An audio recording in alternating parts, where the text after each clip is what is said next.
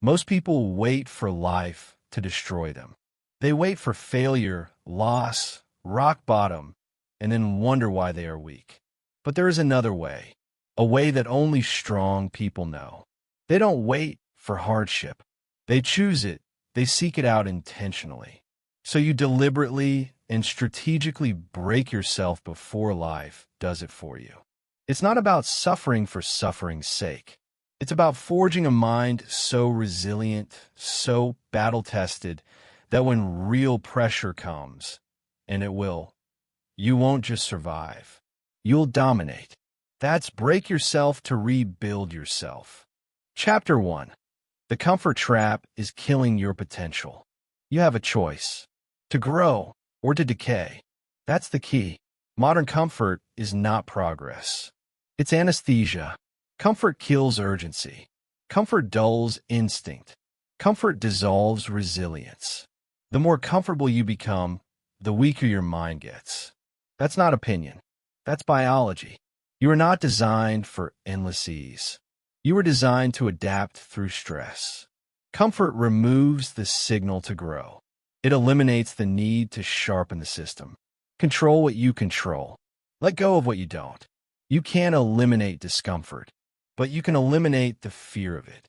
That's how strength is built, through voluntary exposure to resistance. 1. Comfort is the new containment. You live in a world that worships convenience. Every tool is built to remove effort. Every platform is designed to remove thought. Every choice is optimized for ease. The result? A population that avoids resistance like it's pain. But resistance is the trigger for growth. Without it, systems decay. Muscles shrink without load. Minds soften without challenge. Character fades without friction. You have a choice, to pursue comfort or to preserve capability. Repeat after me. Ease builds nothing. Discomfort builds everything. Control what you control. Let go of what you don't. You can't stop the world from getting softer, but you can harden yourself against it. That's the start of real discipline. 2. Comfort trains weak reflexes. The brain learns by repetition. Every time you choose the easy route, you're rehearsing surrender. Every time you avoid difficulty, you're coding avoidance. You're teaching your nervous system to seek escape. That's why when real stress arrives, you collapse. You've trained collapse. You have a choice, to practice endurance or to practice retreat. Repeat after me. Comfort trains weakness. Hardship trains command. Control what you control. Let go of what you don't. You can't fake toughness. It's programmed through exposure. That's adaptation through repetition. 3. Discomfort builds calibration. Discomfort is data. It reveals thresholds. It exposes inefficiencies. It measures discipline.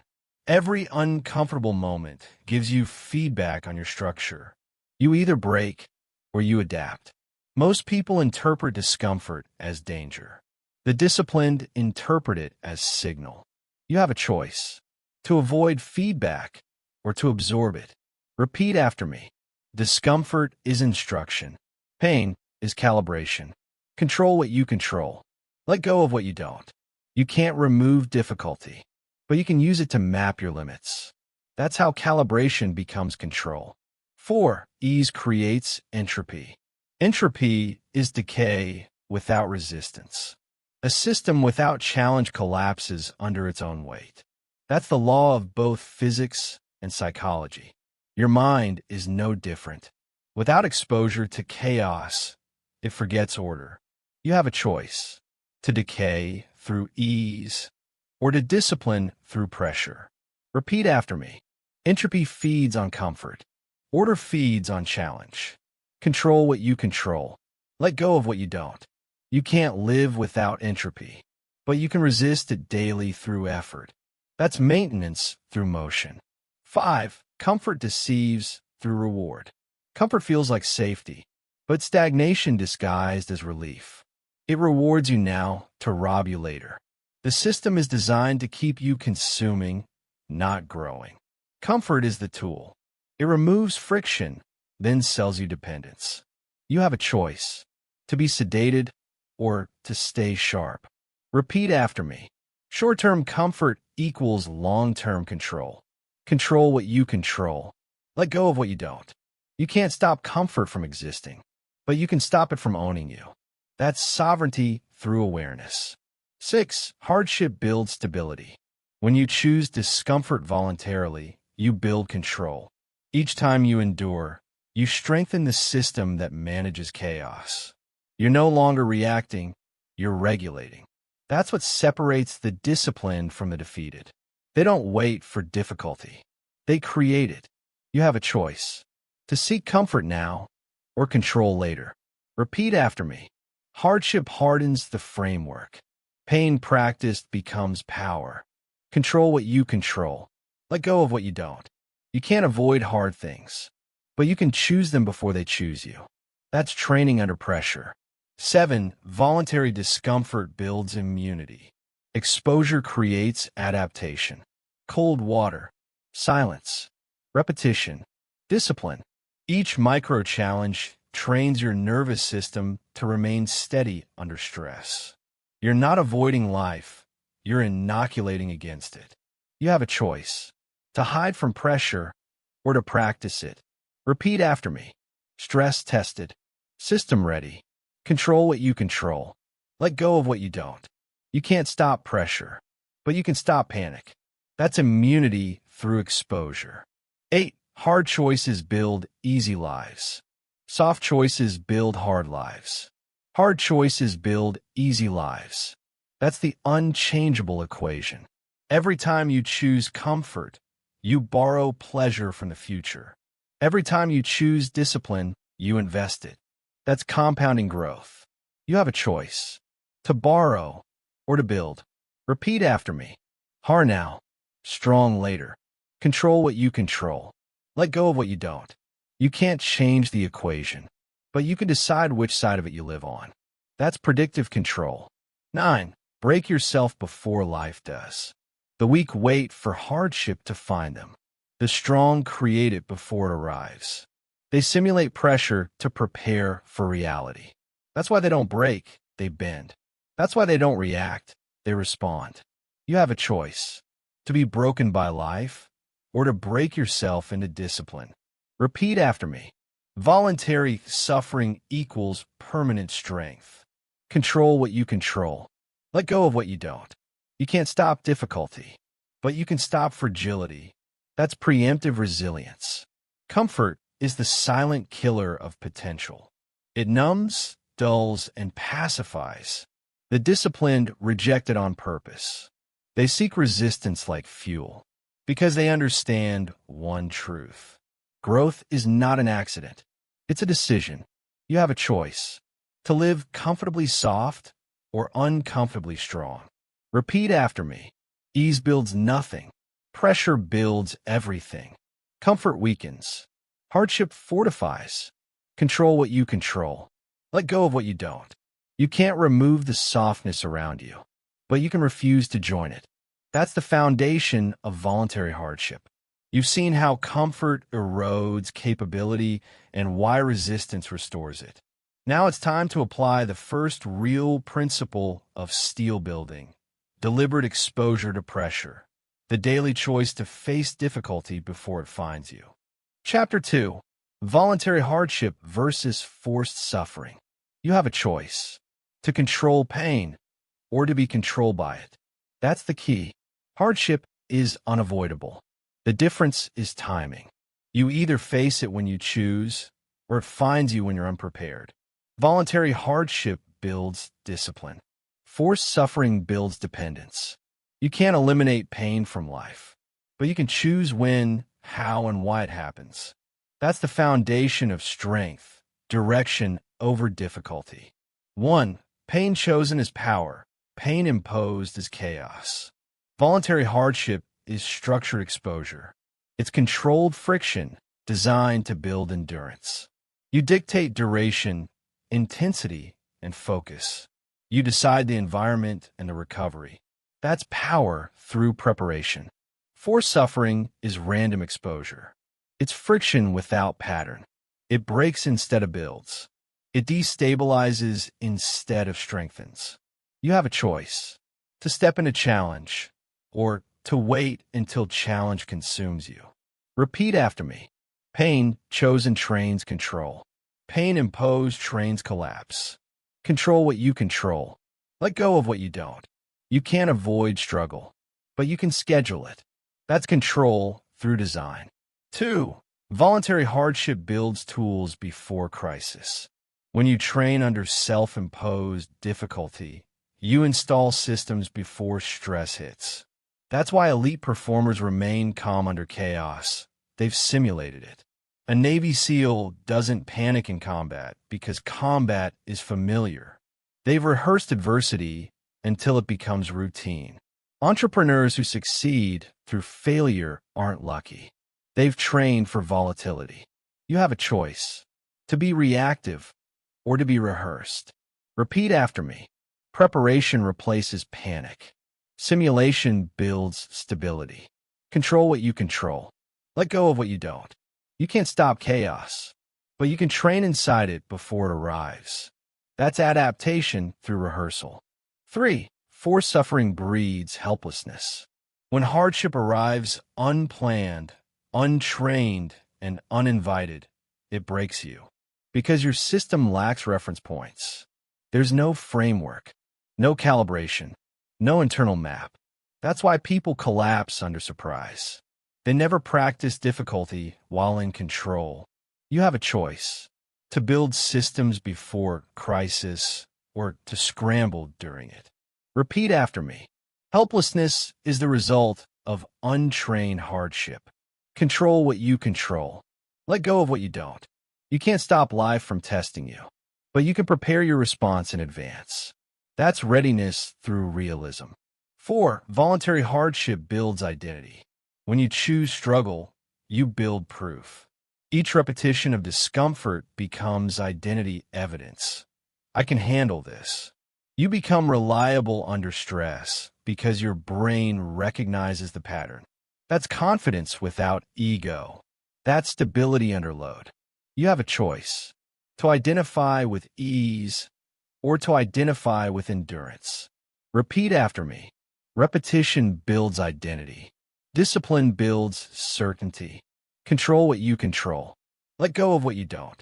You can't create confidence through words. You create it through exposure. That's identity through experience. 5. Forced suffering builds dependency. When difficulty happens without preparation, you seek rescue instead of resolution. That's why untrained pain creates dependence: emotional, financial, or social. The disciplined endure internally. The untrained outsource strength. You have a choice: to seek comfort or to seek capability. Repeat after me. Dependency is a symptom of untrained pain. Control what you control. Let go of what you don't. You can't stop discomfort, but you can remove dependence from your reaction. That's internal sovereignty. 6. Voluntary hardship recalibrates fear. Fear disappears when exposure becomes familiar. You can't fear what you've rehearsed. That's why elite operators expose themselves repeatedly to high stress. They desensitize the system through pattern recognition. When you practice adversity, fear loses novelty. You have a choice: to avoid exposure or to train through it. Repeat after me. Fear fades with repetition. Exposure eliminates panic. Control what you control. Let go of what you don't. You can't delete fear, but you can neutralize it through familiarity. That's confidence under pressure. 7. Forced suffering creates trauma. Voluntary hardship creates tolerance. Unchosen pain overwhelms. Chosen pain instructs. When you select your hardship, you remain in control of sequence and scale. That control transforms pain from trauma into training. The mind learns safety through structure. That's why structure saves people. It defines boundaries even inside difficulty. You have a choice: to let pain define you or to define pain through structure. Repeat after me. Structure turns pain into strength. Control what you control. Let go of what you don't. You can't stop impact, but you can decide what it teaches. That's how tolerance becomes strength. 8. Voluntary hardship expands the threshold. Every controlled challenge pushes the limit outward. You raise your tolerance to stress, discomfort, and uncertainty. That's expansion through choice. Most people live inside tiny comfort zones and call it safety. But when real life demands more, they collapse under exposure. You have a choice: to expand deliberately or to shatter suddenly. Repeat after me. Controlled expansion prevents collapse. Control what you control. Let go of what you don't. You can't shrink life's difficulty, but you can expand your capacity. That's scaling through exposure. 9. Timing is everything. Voluntary hardship gives you the timing advantage. You decide when to face stress, not the world. That means recovery is built into the system. Growth happens on your terms, not at random. When life imposes difficulty, timing disappears. It hits without warning, without calibration. You have a choice: to schedule stress or to be scheduled by it. Repeat after me. Timing defines power. Preparation defines outcome. Control what you control. Let go of what you don't. You can't time external events, but you can time internal training. That's control through rhythm. Pain is inevitable. The difference is direction. Voluntary hardship builds capability. Forced suffering builds confusion. One trains, the other traps. You have a choice: to face pressure in control or to face it in chaos. Repeat after me. Pain chosen. Power gained. Pain avoided. Pain multiplied. Control what you control. Let go of what you don't. You can't remove struggle from existence, but you can transform it into instruction. That's the essence of mental steel: deliberate exposure, controlled repetition, and precise recovery. You've learned how to distinguish training from trauma. Now it's time to implement the daily structure that transforms voluntary hardship into automatic strength. Chapter 3. The Science of Stress Inoculation. You have a choice: to fear stress or to master it. That's the key. The body can't distinguish between real threat and controlled exposure. The nervous system reacts the same way. That's the opportunity. When you choose discomfort, you take control of the reaction. You train the system before the world tests it. Stress is not the enemy. Untrained stress is. Every exposure to controlled difficulty strengthens your neurological defenses. That's the foundation of what scientists call stress inoculation, the process of building resilience through repetition. You don't rise to the occasion. You fall to your level of training. 1. Stress is a signal, not a sentence. The body was built to handle tension. It's the mechanism that sharpens focus and accelerates adaptation. But when you avoid stress, the system forgets how to respond. Modern life has replaced danger with comfort, and the nervous system has atrophied. That's why even minor pressure feels overwhelming. The signal is unfamiliar. You have a choice: to interpret stress as threat or to use it as training. Repeat after me. Stress is stimulus. Reaction is choice. Control what you control. Let go of what you don't. You can't remove stress from existence, but you can redefine its purpose. That's control through comprehension. 2. Controlled stress builds the psychological immune system.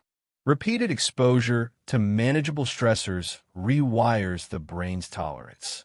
That's not philosophy. That's physiology. Just like a vaccine introduces a weakened pathogen to build antibodies, voluntary hardship introduces measured adversity to build mental immunity. Cold, hunger, exhaustion, silence. These are not punishments. They are controlled simulations.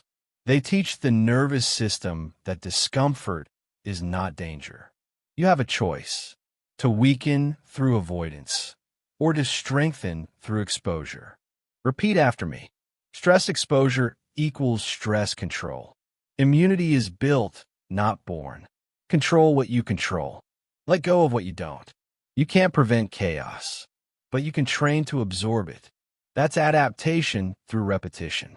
3. Neural rewiring through repetition. Each time you endure discomfort, your neural circuitry evolves. The amygdala, your fear center, becomes less reactive. The prefrontal cortex, your decision center, becomes more dominant. Fear quiets. Logic commands. This is measurable. Functional MRI scans prove that trained individuals exhibit reduced fear activation and increased executive control during stress. That's not mindset. That's structure. You have a choice: to remain wired for fear or to rewire for focus. Repeat after me. Fear fades. Function rises. Control what you control. Let go of what you don't. You can't change biology instantly, but you can recondition it daily. That's science turned discipline. 4. Stress tolerance is a trained capacity. Stress doesn't disappear with practice. It becomes manageable. You don't eliminate pressure. You increase bandwidth. Every controlled exposure expands your tolerance range. That means the same trigger that once overwhelmed you now feels normal. You're not suppressing reaction. You're scaling it. You have a choice: to be shocked by stress or to become calibrated to it. Repeat after me. Tolerance is trained. Capacity expands through pressure. Control what you control. Let go of what you don't. You can't eliminate discomfort, but you can outgrow its effect. That's resilience through scale. 5. Physiology mirrors psychology. Every mental improvement is physical. When you repeat exposure, the nervous system adjusts thresholds. Heart rate stabilizes faster. Cortisol spikes reduce. Breathing regulates. Recovery accelerates. That's adaptation at the cellular level. Voluntary hardship isn't abstract. It's literal reprogramming. You have a choice: to live as software or to upgrade the hardware. Repeat after me. The body adapts. The brain aligns. Control what you control. Let go of what you don't. You can't rewrite evolution, but you can direct it through training. That's biology by design. 6. Discomfort teaches the nervous system precision. In a state of stress, awareness sharpens. The heartbeat, breath, muscle tension, all are signals. When you practice discomfort, you learn to regulate those signals consciously. You transform stress response into stress regulation. That's control at the physiological level. You have a choice: to be consumed by the signal or to command it. Repeat after me. Stress doesn't dictate. I direct. Control what you control. Let go of what you don't. You can't stop the signal, but you can program the response.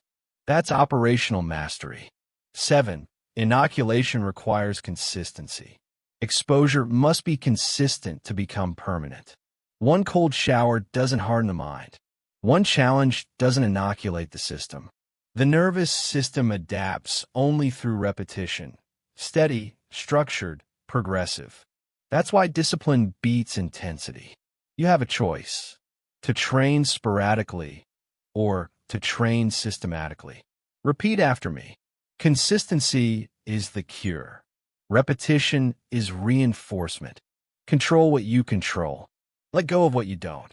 You can't shortcut adaptation, but you can guarantee it through consistency. That's immunity through repetition. 8. Stress inoculation sharpens recovery. Trained systems recover faster. The untrained collapse under pressure. The trained recalibrate under pressure. The difference is conditioning. Exposure teaches the body to return to baseline quickly. That's what resilience really is. You have a choice: to crash or to recover. Repeat after me. Recovery is control. Calm is a trained state. Control what you control. Let go of what you don't. You can't avoid spikes, but you can flatten their curve. That's endurance under pressure. 9. Inoculation removes illusion. Once you've trained under controlled adversity, life stops feeling unpredictable. You stop overestimating danger because you've lived through simulation. You recognize patterns. You anticipate stress. You operate from readiness. That's clarity without illusion. You have a choice: to fear uncertainty or to recognize it as familiar. Repeat after me. What I've practiced can't surprise me. Control what you control. Let go of what you don't. You can't remove unknowns, but you can make them expected. That's confidence through exposure. Stress inoculation is not about avoiding fear. It's about normalizing it. The body that experiences controlled chaos becomes immune to uncontrolled chaos. The mind that trains under pressure becomes immune to panic. You have a choice: to fear stress or to use it as structure. Repeat after me. Exposure builds immunity. Pressure builds control. Control what you control. Let go of what you don't. You can't delete difficulty, but you can train your system to absorb it without breaking. That's the science of mental steel: deliberate exposure, calibrated stress, and consistent reinforcement. You've learned the biology of resilience. Now it's time to construct the systems that maintain it daily. Chapter 4. Design your own crucible. You have a choice: to wait for crisis or to create challenge. That's the key. Stop waiting for disaster to reveal what you're made of. Build your own test before life builds it for you. Every strong mind was forged in a crucible, an environment of controlled intensity, a space where weakness burns and structure remains. If you want strength on demand, you must rehearse difficulty by design. Voluntary hardship is not philosophy. It's a system: cold water, hunger, silence, isolation, pressure. Each one is a tool. The method matters less than the intention. Discomfort on purpose creates control under pressure. That's the formula. Control what you control. Let go of what you don't. You can't avoid crisis, but you can prepare for it through practice. That's the purpose of the crucible. 1. The crucible principle. A crucible is not chaos. It's controlled adversity, deliberate difficulty with boundaries. You set the terms. You define the rules. You determine the outcome. That's what separates growth from destruction. Uncontrolled suffering breaks. Structured suffering builds. You have a choice: to collapse in crisis or to construct your crucible before it arrives. Repeat after me. Controlled pain creates controlled power. Control what you control. Let go of what you don't. You can't predict catastrophe, but you can condition your reaction to it. That's preemptive resilience. 2. Challenge must be real. Performative suffering achieves nothing. The crucible only works if the challenge threatens your comfort zone. It must activate resistance. It must trigger the voice that says stop. That's where growth begins, at the threshold of retreat. Cold exposure, fasting, exhaustion, fear. The form doesn't matter. Authenticity matters. You have a choice: to simulate discipline or to build it. Repeat after me. Pretending doesn't rewire. Only pressure creates change.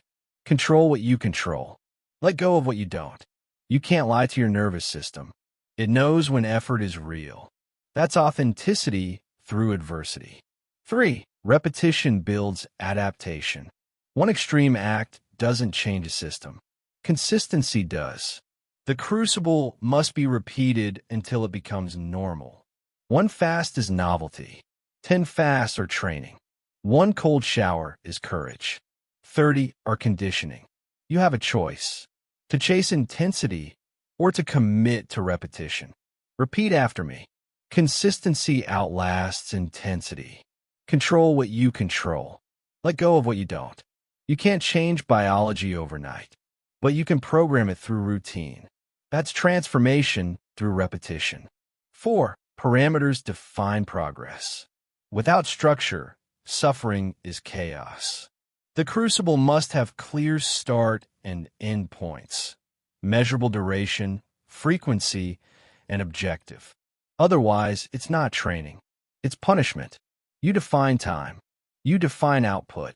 You define reflection. That's what turns discomfort into data. You have a choice: to drift or to design. Repeat after me. Without parameters, pain is pointless. Control what you control. Let go of what you don't. You can't measure what you don't define. Structure makes growth visible. That's order under stress. 5. Start small, scale relentlessly. Discipline compounds.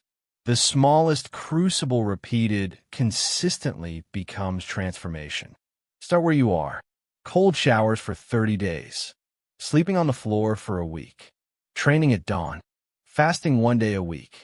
Intensity grows naturally when consistency is established. You have a choice: to overthink or to begin. Repeat after me. Start small. Stay steady. Scale strength. Control what you control. Let go of what you don't. You can't scale what you haven't started. Momentum beats perfection. That's growth through initiation. 6. Use variety to build range. The crucible must evolve. Static stress stops teaching. Cycle your discomforts: physical, mental, social, emotional. Run in silence. Confront rejection. Detach from technology. Train without applause. Each stressor strengthens a different muscle of endurance. You have a choice: to specialize in safety or to generalize in resilience. Repeat after me. Range equals readiness. Variation builds versatility. Control what you control. Let go of what you don't. You can't predict which challenge will test you, so train for all of them. That's strategic resilience. 7. Reflection converts pain into wisdom. A crucible without reflection is wasted pain. After every hardship, analyze. What triggered fatigue? What resisted improvement? What pattern repeated? That's how you extract the lesson and reinforce the code. Suffering alone doesn't teach. Evaluation does. You have a choice: to feel exhausted or to finish educated. Repeat after me. Reflection completes repetition. Control what you control. Let go of what you don't. You can't learn from what you don't review. That's how chaos becomes calibration. 8. The crucible is a mirror.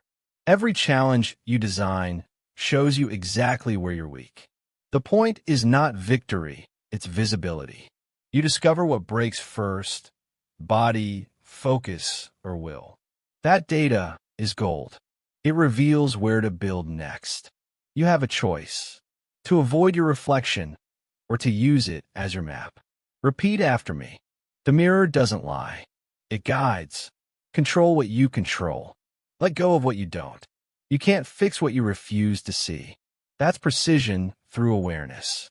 9. The crucible must be integrated, not escaped. Discipline dies when it's isolated. You don't run a 30-day challenge and return to weakness. You install it as normal operation. The crucible is not a stunt. It's a system. It upgrades your threshold permanently. You have a choice: to perform for validation or to reform for permanence. Repeat after me. Temporary struggle achieves nothing. Integration achieves everything. Control what you control. Let go of what you don't. You can't build identity through events. You build it through continuity. That's stability through integration. The crucible is not punishment. It's precision engineering. You're building a framework that functions under pressure, a system that can operate in uncertainty. The process is simple: define, execute, repeat, reflect. Every repetition installs another layer of mental steel. Every controlled hardship inoculates another part of your system. You have a choice: to avoid the forge or to become the blade. Repeat after me. Design the crucible. Live inside it. Controlled fire creates command. Control what you control. Let go of what you don't. You can't escape adversity, but you can make it familiar. That's how the crucible turns pressure into identity. You've learned how to engineer adversity deliberately, to train before trial, to suffer before you're forced. Now it's time to build the internal structure that sustains this process automatically.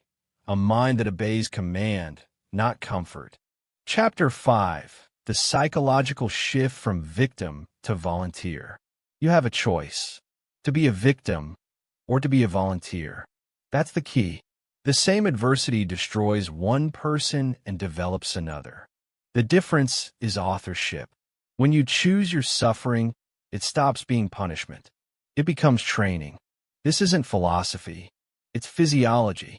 Agency changes the brain's interpretation of stress. Control transforms chemistry. Voluntary hardship activates focus instead of fear. You don't escape difficulty by avoiding it. You master it by choosing it. Control what you control. Let go of what you don't. You can't stop challenge, but you can decide your role in it. That's the shift from victimhood to voluntary command. 1. Victims react. Volunteers respond. Victims operate in reaction. They wait for circumstance to define direction. Volunteers initiate. They choose discomfort before it arrives. That's the difference between being used by life and using life. Reaction is survival. Response is strategy. You have a choice: to surrender or to prepare. Repeat after me. Reaction is weakness. Response is strength. Control what you control. Let go of what you don't. You can't control events, but you can control initiation. That's preemptive power. 2. Agency changes biology. When pain is chosen, the brain releases focus hormones, not panic hormones. This is measurable. Victims release cortisol, the stress chemical of fear. Volunteers release dopamine, the chemical of control.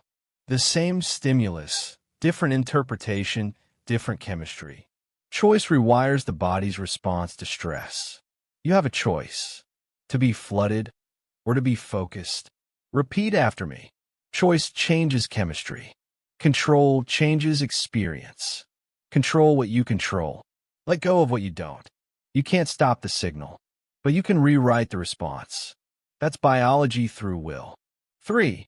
The victim narrative is learned. Victimhood is not natural. It's programmed through repetition of helplessness. Modern systems reward comfort and dependency. Every algorithm, every advertisement trains passivity. The message is clear. You're fragile. You need rescue. You can't handle pain. That message is a lie. You have a choice: to consume that narrative or to delete it. Repeat after me. I am not fragile. I am adaptable. I am not waiting. I am acting.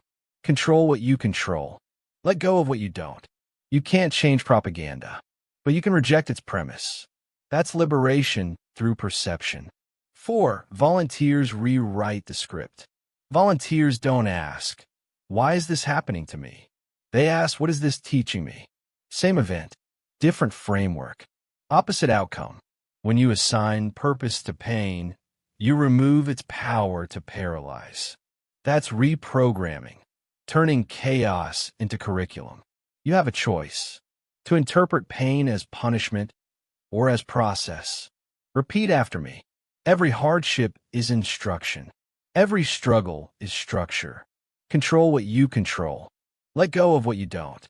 You can't remove pressure, but you can define its purpose. That's mental transmutation. 5. Victims seek pity. Volunteers seek proof.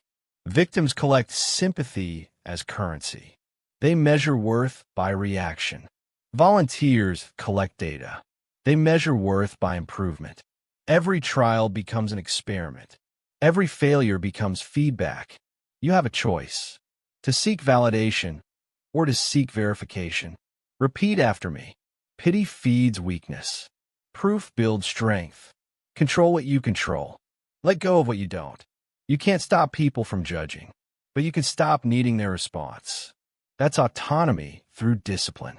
6. Volunteering for pain destroys the shock factor. When difficulty arrives unannounced, untrained minds panic. Trained minds calibrate. Voluntary exposure builds familiarity. Familiarity removes shock. The phrase "I've handled worse" becomes the internal stabilizer. You have a choice: to fear difficulty or to normalize it. Repeat after me. Familiar stress becomes manageable stress. Control what you control. Let go of what you don't. You can't stop life from escalating, but you can remove surprise from the equation. That's readiness through rehearsal. 7. Victims feel targeted. Volunteers feel tested. Victims perceive adversity as personal attack. Volunteers perceive adversity as universal law. No one escapes struggle, but few understand it's neutral. Discomfort doesn't target. It tests. You have a choice: to believe life is against you, or to believe it's teaching you. Repeat after me. Nothing happens to me. Everything happens for refinement. Control what you control. Let go of what you don't. You can't personalize difficulty, but you can professionalize your response. That's detachment through understanding. 8. Volunteers gain power through participation. Power is not control over others. It's control over participation. When you volunteer for difficulty, you prove command over impulse. That's autonomy. Each time you choose hardship, you teach your brain, I initiate pain on my terms. That destroys fear's leverage. You have a choice: to be dragged or to direct. Repeat after me. Participation equals power. I engage by choice, not compulsion. Control what you control. Let go of what you don't. You can't predict events, but you can control entry points. That's mastery through participation. 9. Volunteers outgrow emotion. The victim is driven by emotion. The volunteer is driven by objective. Emotion clouds judgment. Objective clarifies it. You can't lead yourself through emotion. You must lead emotion through command. You have a choice: to obey feelings or to enforce standards. Repeat after me. It's not about comfort. It's about command. Control what you control. Let go of what you don't. You can't delete emotion, but you can delete its authority. That's the hallmark of self-governance. The shift from victim to volunteer is not motivation. It's mechanics. It's how the human system transforms helplessness into adaptability. When you choose discomfort, you rewrite how the brain, body, and identity interpret challenge. What once created panic now builds precision. What once caused collapse now triggers calibration. You have a choice: to react or to recruit. Repeat after me. I recruit pain for purpose. I volunteer for growth. Control what you control. Let go of what you don't. You can't avoid hardship, but you can assign it meaning. That's transformation through authorship. You've learned the mental shift that turns suffering into strategy. How choice overrides chaos and control rewires biology. Now it's time to automate this response, to remove negotiation from your decision process and install obedience as your default state. Chapter 6. Breaking the dopamine dependency. You have a choice: to be controlled by reward or to control reward. That's the key. Your brain is caught in a feedback loop designed to keep you compliant. Every notification, every like, every instant answer is engineered to keep you chasing micro-pleasures. That's not entertainment. That's conditioning. The system teaches you to seek reward without work, validation without value, and satisfaction without struggle. Voluntary hardship breaks that loop. It forces the brain to detach effort from instant pleasure. It rewires motivation from external stimulus to internal command. Control what you control. Let go of what you don't. You can't remove dopamine, but you can retrain it. That's how you break dependency. 1. Dopamine is not evil. it's untrained. Dopamine is the brain's motivation signal. It's the chemical of pursuit, not reward. But the world has reprogrammed it. You've been trained to release dopamine for meaningless inputs, like pings, scrolling, snacks, and shortcuts. Each small hit reduces your threshold for effort. Each instant payoff lowers your tolerance for delay. You have a choice: to obey the algorithm or to own it. Repeat after me. Dopamine is a tool. I control the trigger. Control what you control. Let go of what you don't. You can't remove reward chemistry, but you can decide what earns it. That's biochemical discipline.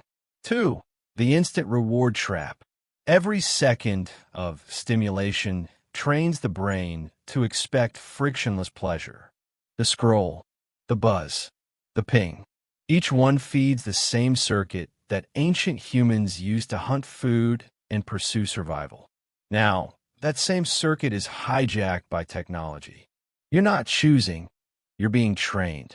The brain adapts to constant input like a muscle adapts to load. Overstimulation weakens endurance.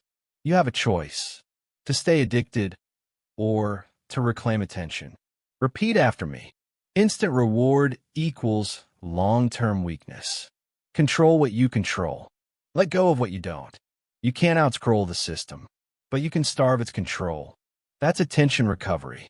3. Voluntary hardship resets the baseline. Every form of voluntary hardship, fasting, cold exposure, silence, repetition, teaches the brain one rule: reward is optional. That's how you reestablish control. When you go 72 hours without food, you teach the nervous system that comfort isn't required for survival. When you sit in ice water for 5 minutes, you teach the brain that panic can exist without obedience. When you work for months without applause, you teach your dopamine system that effort itself is reward. That's the antidote to modern addiction. You have a choice: to chase stimulation or to create stability. Repeat after me. Hardship resets the baseline. Control what you control. Let go of what you don't. You can't remove modern noise, but you can rewire how your brain responds to it. That's sovereignty through endurance. 4. Delayed gratification is now a superpower. Patience is no longer common. It's competitive advantage. While most chase instant hits of pleasure, the disciplined delay theirs. They fast for results. They build in silence. They repeat without recognition. They train the brain to find satisfaction in the process, not the praise. That's why they win.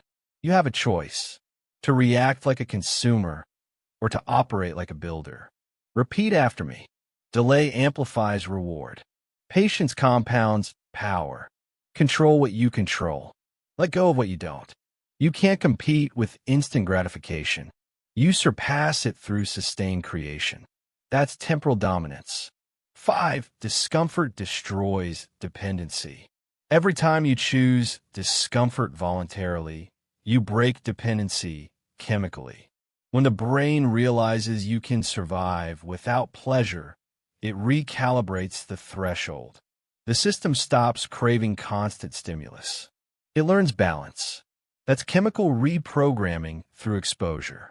You have a choice: to crave comfort or to crave control. Repeat after me. Comfort feeds craving. Discomfort builds command. Control what you control. Let go of what you don't. You can't erase the craving mechanism, but you can condition it to serve you. That's leadership over impulse. 6. Discipline is dopamine on delay. Discipline is not the absence of dopamine. It's the postponement of it. You don't deny reward. You defer it. Every delayed gratification multiplies the reward's impact. That's why disciplined people seem calm. Their satisfaction curve runs on long cycles, not short hits. You have a choice: to collect crumbs or to build wealth. Repeat after me. Delay now. Dominate later. Control what you control. Let go of what you don't. You can't avoid temptation, but you can outweigh it. That's delayed dominance. 7. Instant validation is the new addiction. Validation is the most dangerous form of dopamine. It turns internal confidence into external dependency. Every like, every comment, every opinion trains you to outsource worth. That's mental slavery disguised as connection. The disciplined don't chase approval. They measure alignment. You have a choice: to feed validation or to feed vision. Repeat after me. Validation fades. Vision compounds. Control what you control. Let go of what you don't. You can't stop others from offering approval, but you can stop needing it. That's identity through self-reference. 8. Reprogram the reward system through work. Work is the original dopamine system. When effort equals reward, the chemistry aligns with reality. You train the brain to release pleasure at completion, not anticipation. That's sustainable motivation. Every repetition strengthens the association between effort and reward. You have a choice: to feel good for starting or to feel good for finishing. Repeat after me. Effort is the trigger. Completion is the reward. Control what you control. Let go of what you don't. You can't remove craving, but you can redirect it. That's productive pleasure. 9. Builders control their own reward cycle. Consumers chase dopamine through consumption. Builders generate it through creation. That's the dividing line. One obeys impulse. The other orchestrates it. The builder's brain fires when systems function, not when distractions appear. You have a choice: to consume reward or to create it. Repeat after me. Builders build dopamine. Consumers beg for it. Control what you control. Let go of what you don't. You can't delete stimulus, but you can dominate response. That's creative control.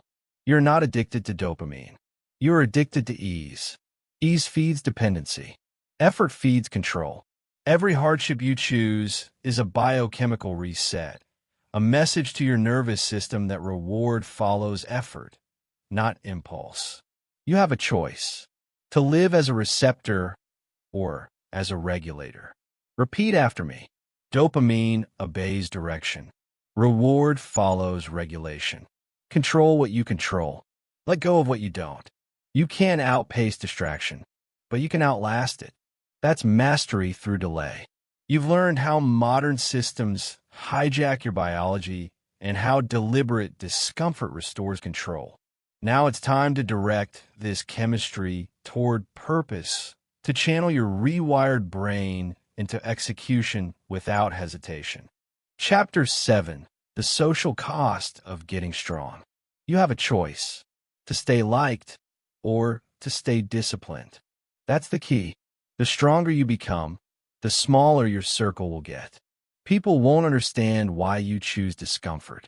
They'll call it extreme, obsessive, even dangerous. But understand this: their reaction isn't about you. It's about the mirror you hold up to them. Your voluntary hardship exposes their voluntary weakness, and mirrors make people uncomfortable. Control what you control. Let go of what you don't. You can't change their reaction, but you can refuse to adjust your standard.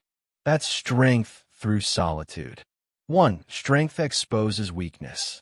When you operate with discipline, those without it feel judged simply by your existence. You don't need to say a word. Your actions convict them. Your consistency offends their excuses. That's why they resist you. Not because you're wrong, but because you're evidence of what's possible. You have a choice: to shrink for comfort or to stand as contrast. Repeat after me. Strength exposes weakness. Keep standing. Control what you control. Let go of what you don't. You can't prevent discomfort in others, but you can refuse to apologize for it. That's leadership through example. 2. You will lose people. That's the filter working. Growth filters your environment. You don't lose people. You outgrow patterns. As your standard rises, your tolerance drops. You stop entertaining weakness disguised as friendship. This is not rejection. It's refinement. You have a choice: to cling to comfort or to evolve through loss. Repeat after me. Growth removes excess. Discipline demands distance. Control what you control. Let go of what you don't. You can't carry everyone, but you can keep walking. That's filtration through evolution. 3. The strong confuse the comfortable. Comfortable people can't understand why you choose difficulty. They think something's wrong with you because something's missing in them.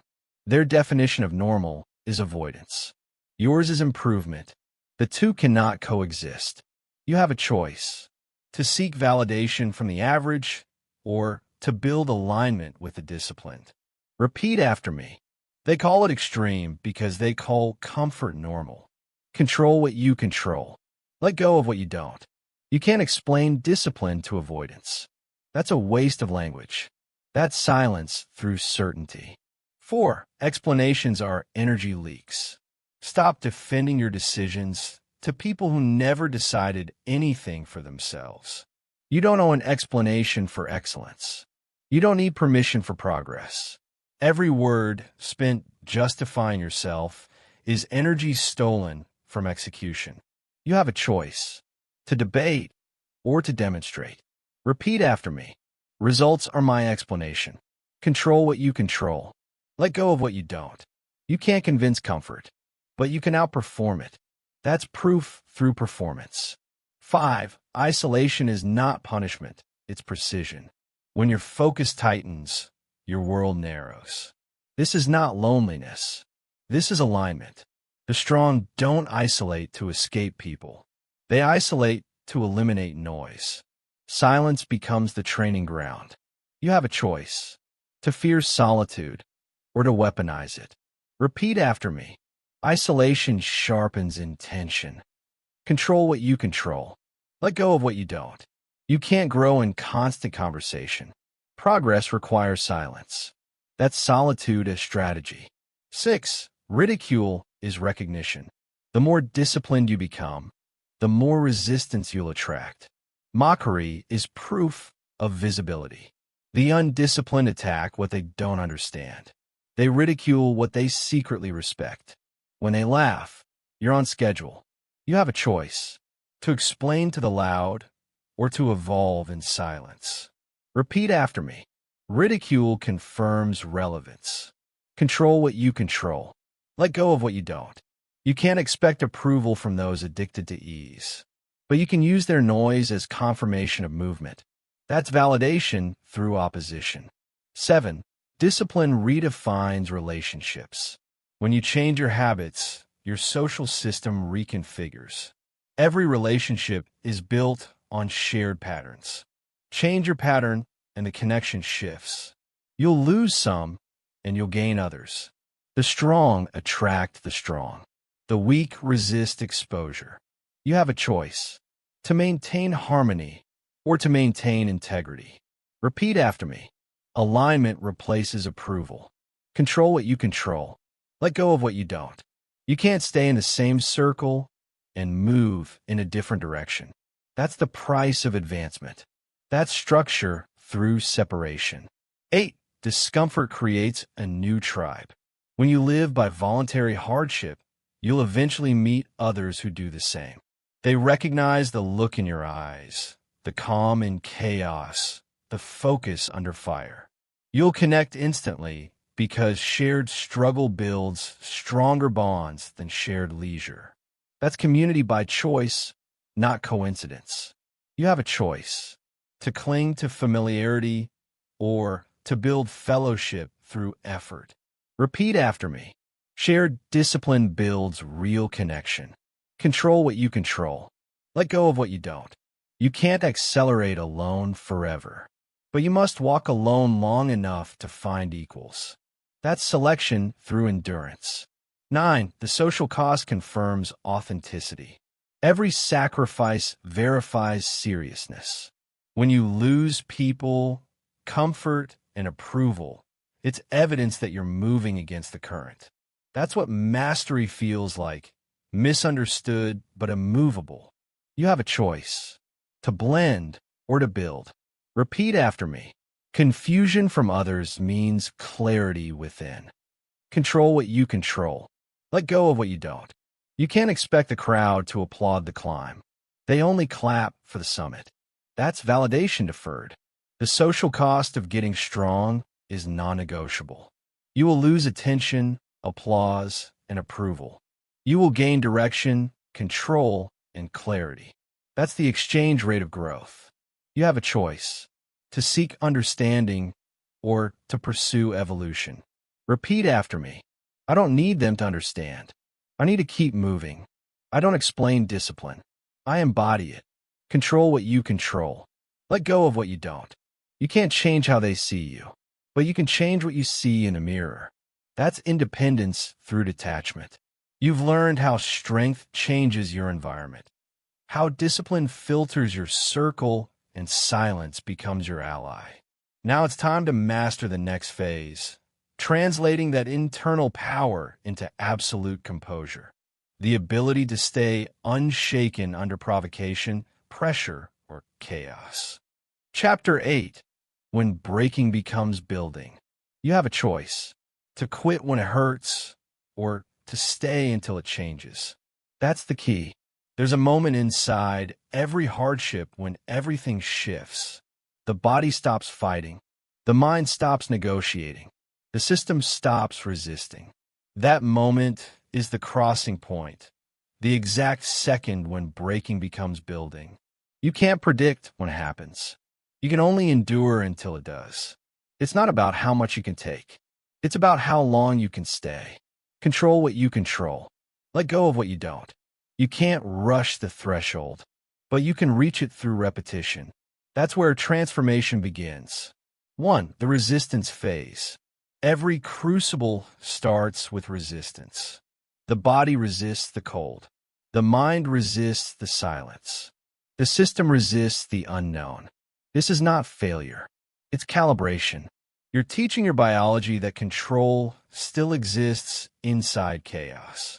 You have a choice: to interpret resistance as danger or as data. Repeat after me. Resistance is not the end. It's the entry. Control what you control. Let go of what you don't. You can't remove resistance, but you can stop mistaking it for a wall. That's adaptation through endurance. 2. The negotiation phase. The next stage is mental negotiation. This is where the mind starts whispering, "You've done enough. Stop now. Save it for later." The negotiation is not weakness. It's the test of authorship. The body reports signals. The mind interprets them. You decide their meaning. That's the hierarchy. You have a choice: to obey the voice or to override it. Repeat after me. Negotiation ends when command begins. Control what you control. Let go of what you don't. You can't silence the voice immediately, but you can teach it who's in charge. That's hierarchy through repetition. 3. The breaking point. Every hardship has a breaking point, the line between control and collapse. Most people stop there. The disciplined continue, not recklessly, deliberately, because they understand what's really happening. Breaking is not destruction. It's reconstruction. Systems tear before they strengthen. That's true for muscle, mind, and identity. You have a choice: to stop at the pain or to step through it. Repeat after me. Breaking builds. Pain means progression. Control what you control. Let go of what you don't. You can't bypass breaking. You can only repurpose it. That's rebuilding through rupture. 4. The shift. Then comes the shift. The body stops resisting the cold. The mind stops fighting the hunger. The thoughts stop analyzing the discomfort. Something silent occurs: separation. You become the observer, not the participant. You realize, I am not my pain. I am the one watching it. That's the moment of transformation. You have a choice: to drown in sensation or to rise into observation. Repeat after me. I am not the feeling. I am the focus. Control what you control. Let go of what you don't. You can't remove discomfort, but you can remove identification with it. That's awareness through distance. 5. Pain is a signal, not a command. Pain is communication, not control. It tells you something, but it doesn't dictate what to do. Most people obey every signal as if it's law. The discipline translate it before responding. Pain says stop. Discipline says analyze. You have a choice: to react to the signal or to interpret it. Repeat after me. Pain informs. It doesn't instruct. Control what you control. Let go of what you don't. You can't mute pain, but you can redefine it. That's intelligence through endurance. 6. Fear is a feeling, not a fact. Fear is predictive imagination, a forecast of failure that hasn't happened yet. Most people treat it like a prophecy. You treat it like a probability. You assess it. You test it. You move anyway. That's how you shrink its influence. You have a choice: to believe fear or to audit it. Repeat after me. Fear is data, not direction. Control what you control. Let go of what you don't. You can't eliminate fear, but you can remove obedience to it. That's control through evaluation. 7. Discomfort is data. Discomfort isn't punishment. It's information. It tells you where you're untrained. It shows you where control is weak. It directs you to where progress hides. Every discomfort is a diagnostic. You have a choice: to avoid feedback or to extract it. Repeat after me.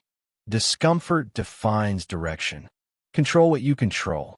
Let go of what you don't. You can't stop the signal, but you can use it to build calibration. That's awareness through exposure. 8. The rebuild. Once separation occurs, growth begins. The same body that resisted now adapts. The same mind that panicked now plans. The same discomfort that threatened now teaches. That's the rebuild phase, strength through synthesis. You've entered the territory where most never arrive, because most never stay long enough to find it. You have a choice: to endure temporary breaking or to settle for permanent weakness. Repeat after me. Breaking is temporary. Building is permanent. Control what you control. Let go of what you don't. You can't shortcut adaptation, but you can guarantee it through consistency. That's reconstruction through repetition. 9. Breaking is how you find a boundary. Every time you break, you discover your current limit. That's not failure. That's data for redesign. The undisciplined avoid breaking to protect ego. The disciplined seek it to collect intelligence. Each break maps a boundary. Each boundary reveals where to build next. You have a choice: to protect the illusion of strength or to measure its reality. Repeat after me. Breaking exposes borders. Building expands them. Control what you control. Let go of what you don't. You can't guess your limits. You must experience them. That's knowledge through exposure. Breaking is not the end. It's the upgrade. You don't become unbreakable by avoiding pressure. You become unbreakable by breaking with purpose, then rebuilding with precision. The goal is not to eliminate pain. It's to eliminate panic. You have a choice: to be crushed by the process or to become calibrated by it. Repeat after me. I don't break down. I break open. I don't collapse. I convert. Control what you control. Let go of what you don't. You can't avoid the storm, but you can stand in its center and remain still. That's where building begins. You've learned what it means to cross the line between resistance and reconstruction, to remain in the breaking long enough to reach the building. Now it's time to translate that separation into something deeper: emotional neutrality, the ability to function under any condition without internal interference. Chapter 9. Maintenance versus transformation. You have a choice: to maintain or to transform. That's the key. The danger after growth isn't failure. It's comfort disguised as mastery. Once you've broken and rebuilt, the threat returns in a new form: complacency. Complacency whispers, "You've done enough." It says, "You've earned a break." That's the trap, because maintenance feels responsible. It feels safe. It feels logical. But the mind built through hardship decays through repetition without escalation. Control what you control. Let go of what you don't. You can't grow by repeating yesterday's difficulty. You evolve by redesigning it. That's the difference between maintenance and transformation. 1. Maintenance feels safe. That's the warning sign. The human system seeks stability. Once it adapts, it wants to stay there. That's biology. But discipline is not biology. Discipline is override. Maintenance is disguised stagnation. It's comfortable discomfort, controlled, predictable, familiar. If you know you can handle it, it's no longer growth. It's rehearsal. You have a choice. To repeat comfort disguised as challenge, or to escalate beyond control. Repeat after me. If it feels safe, it's not building. Control what you control. Let go of what you don't. You can't transform inside the same conditions that built you. You must upgrade the pressure. That's adaptation through escalation. 2.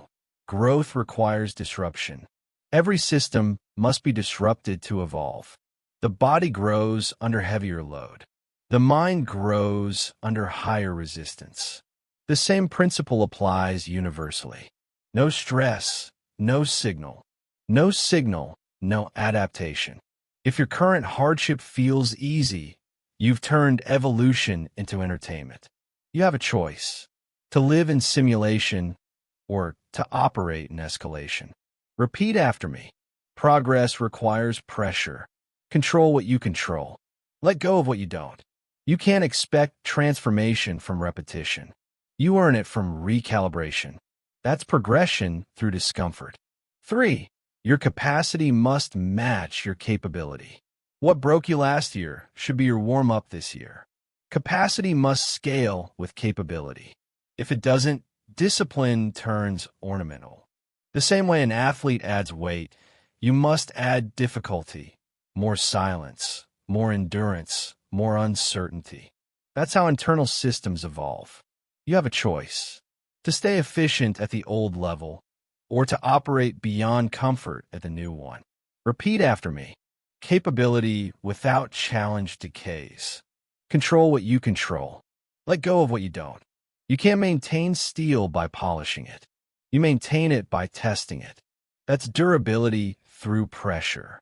4. Voluntary hardship must escalate. Maintenance repeats what you know. Transformation explores what you don't. Each cycle of discipline must exceed the last. Longer fasts, colder water, harder work, deeper silence. That's how you keep the edge sharp. You have a choice: to repeat what's proven or to discover what's possible. Repeat after me. Hardship must scale. Control what you control. Let go of what you don't. You can't maintain intensity by staying constant. You sustain it by increasing demand. That's scalability through suffering. 5. Progressive overload of the mind. You train the brain like a muscle. Expose it to friction. Recover. Repeat under greater load. That's mental hypertrophy, growth through systematic hardship. Set quarterly increases. Add minutes to your cold exposure. Add hours to your silence. Add days to your fast. Add friction to your schedule. You have a choice: to maintain routine or to manipulate resistance. Repeat after me. Load increases growth. Control what you control. Let go of what you don't. You can't outthink adaptation. You must outwork it. That's engineering through intensity. 6. Stagnation feels like stability. When the load stops increasing, you start decaying. But because decay is gradual, it feels like balance. You call it stability. It's regression in disguise. Every plateau begins with comfort justified as discipline. You have a choice: to measure comfort by ease or to measure it by challenge. Repeat after me. Stability without stress equals slow decline. Control what you control. Let go of what you don't. You can't maintain sharpness by resting the blade. Friction keeps the edge alive. That's tension through purpose. 7. Complacency is the final enemy. The disciplined mind doesn't fear failure. It fears comfort.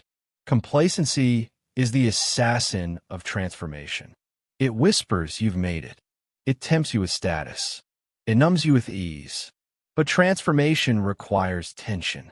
No tension, no evolution. You have a choice: to defend your comfort or to destroy it. Repeat after me. Complacency kills capability. Control what you control. Let go of what you don't. You can't remain sharp while being satisfied. You must stay slightly dissatisfied to grow. That's vigilance through discomfort. 8. Metrics of real growth. Growth isn't measured by effort. It's measured by expansion. Ask yourself, can I endure more? Can I recover faster? Can I stay calm under higher pressure? If the answer is yes, escalate. If the answer is no, rebuild. That's the maintenance loop, recalibration through data. You have a choice: to guess or to measure. Repeat after me. Metrics reveal reality. Control what you control. Let go of what you don't. You can't manage what you don't monitor. That's science through structure. 9. Maintenance is survival. Transformation is evolution. Maintenance keeps you functional. Transformation keeps you formidable. One sustains, the other expands. You must decide which identity you want, the maintainer or the builder. You have a choice: to preserve the old or to produce the new. Repeat after me. Maintenance is minimum. Transformation is mandate. Control what you control. Let go of what you don't. You can't evolve by protecting what you've built. You evolve by rebuilding it stronger. That's perpetual reconstruction. Maintenance is safety. Transformation is war. Maintenance keeps you competent. Transformation keeps you dangerous. You have a choice: to plateau or to progress. Repeat after me. I don't maintain. I multiply. I don't repeat.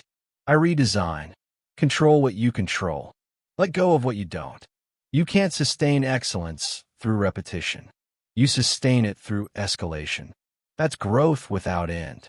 You've learned how to outgrow the very system that built you, how to turn discipline into evolution and comfort into a threat. Now it's time to complete the cycle, to close the loop of transformation by rebuilding yourself endlessly with precision, not emotion. Chapter 10. The Unbreakable Mind. You have a choice: to remain human in reaction or to evolve into steel in motion. That's the key. After months or years of deliberate hardship, something changes. The world doesn't. You do. The emergencies don't disappear.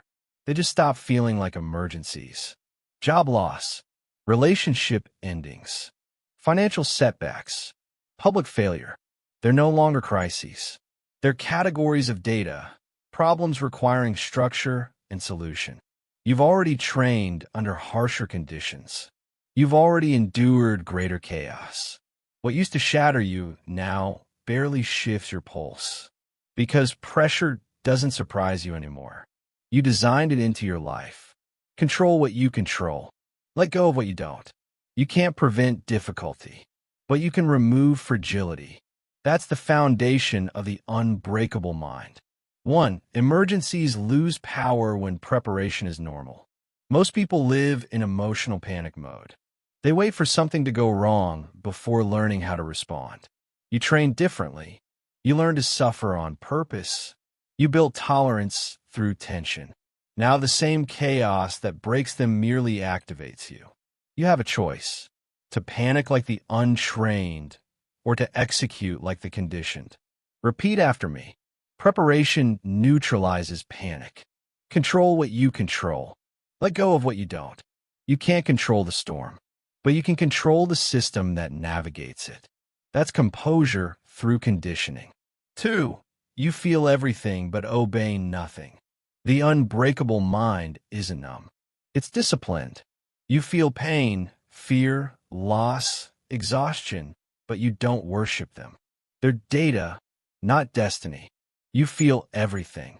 You obey nothing that doesn't serve you. That's the difference between emotion and control. You have a choice: to be driven by sensation or directed by structure. Repeat after me. Feel fully. Move rationally. Control what you control. Let go of what you don't. You can't eliminate emotion, but you can eliminate emotional obedience. That's mastery through measurement. 3. Strength is a reserve, not a reaction. When you stop reacting, you start responding. Reaction burns energy. Response builds leverage. That's why the disciplined stay calm in conflict. They don't need adrenaline to act. They have structure to execute. Strength is not loud. It's stable. You have a choice: to flare up like a spark or to burn slow like a forge. Repeat after me. Stable is strong. Reactive is weak. Control what you control. Let go of what you don't. You can't rely on emotion to perform under pressure. You must rely on principle. That's control through calculation.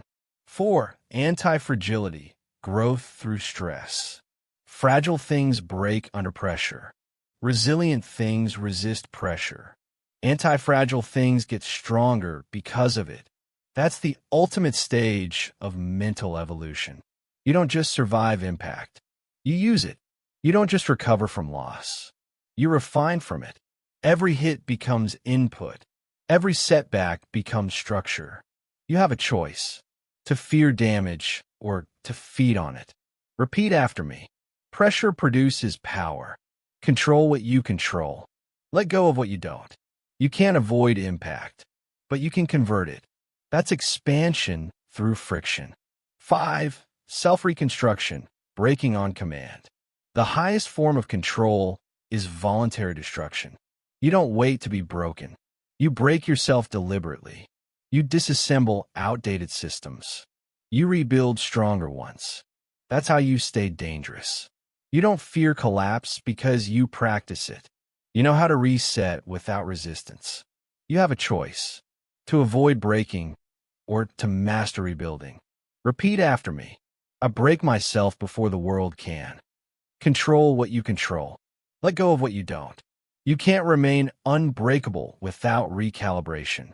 You must design periodic demolition. That's self-destruction as discipline. 6. Emotion without control is noise. Discipline doesn't silence emotion. It synchronizes it. Emotion becomes input, not interference. It fuels movement, not mistakes. Anger becomes focus. Fear becomes alertness. Sadness becomes recalibration. Nothing wasted. Everything converted. You have a choice: to let emotion consume energy or to let it power execution. Repeat after me. Emotion is fuel. I control the throttle. Control what you control. Let go of what you don't. You can't eliminate feeling, but you can engineer its direction. That's synchronization through control. 7. The calm under chaos. The unbreakable mind doesn't react faster, it reacts slower. Speed creates mistakes. Stillness creates precision. In chaos, you move deliberately. When others freeze, you calculate. When others panic, you plan. This is the power of detachment under duress. You have a choice: to mirror the chaos or to control the tempo. Repeat after me. Calm controls velocity. Control what you control. Let go of what you don't. You can't manage pressure if you match it. You manage it by regulating your rhythm. That's strategy through stillness. 8. No recovery, only readiness. Ordinary people rest to recover. The unbreakable mind rests to prepare. Every cycle, hardship, recovery, escalation, forms one continuous system. There's no downtime, only recalibration. You don't collapse between battles. You condition between them. You have a choice: to rest reactively or to recover strategically. Repeat after me. Rest is readiness. Control what you control. Let go of what you don't. You can't stay sharp by stopping. You stay sharp by resetting. That's regeneration through rhythm. 9. The infinite game. There is no finish line, no arrival, no final version. Every ending is a new beginning of greater load. Every victory becomes the next baseline. That's how the unbreakable stay unbreakable, by never mistaking growth for completion. You have a choice: to celebrate arrival or to continue construction. Repeat after me. I'm never finished, only forged. Control what you control. Let go of what you don't. You can't sustain strength with satisfaction. You sustain it with iteration. That's immortality through momentum. You've now entered the final phase, the level beyond strength, beyond calm, beyond resistance. You are anti-fragile. You do not fear pressure, you feed on it. You do not avoid collapse, you command it. You do not chase comfort, you engineer chaos. That's the unbreakable mind. You have a choice: to be shaped by life or to sculpt yourself through it. Repeat after me. I'm not built to last. I am built to evolve. I don't survive impact. I strengthen from it. Control what you control. Let go of what you don't. You can't prevent the world from testing you, but you can ensure it never breaks you. That's the final form of discipline: composure under collapse, focus under fire, peace under pressure. You've broken yourself. You've rebuilt yourself. Now you sustain yourself.